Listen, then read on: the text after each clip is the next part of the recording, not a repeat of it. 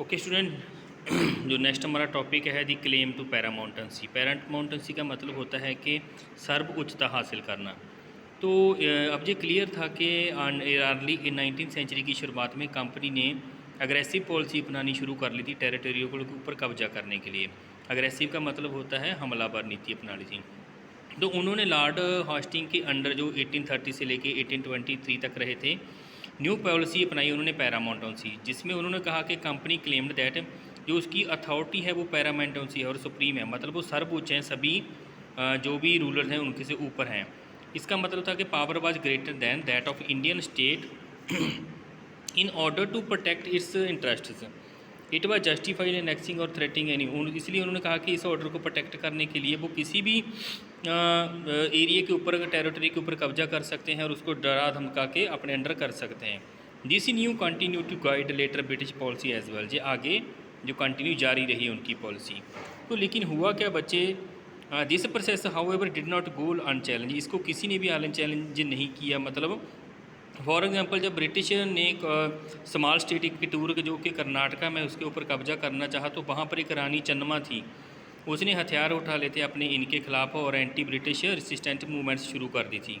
लेकिन उसको बाद में क्या हुआ कि 1824 में गिरफ्तार कर लिया गया और उसको जेल में भेज दिया गया 1829 को।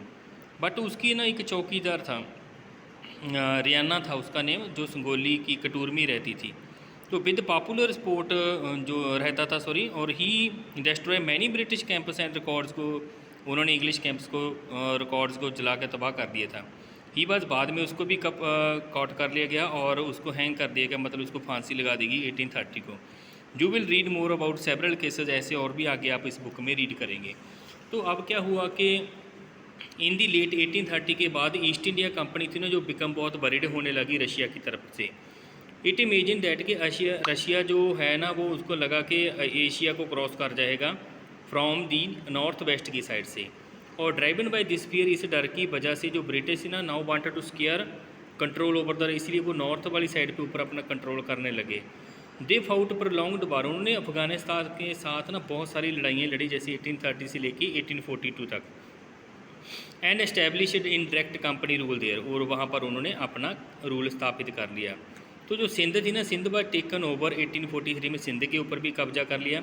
Next in line was Punjab, इसके बाद उन्होंने पंजाब के ऊपर कब्जा करना था। बट हुआ क्या, प्रेजेंस ऑफ महाराजा रणजीत सिंह की मौजूदगी की वजह से कंपनी का इतना हौसला ही नहीं पड़ा कि वो पंजाब के ऊपर कब्जा कर लें। लेकिन महाराजा रणजीत सिंह की डेथ के बाद 1839 में 2 prolonged wars were fought with the Sikh kingdom. Ultimately 1849 Punjab was annexed.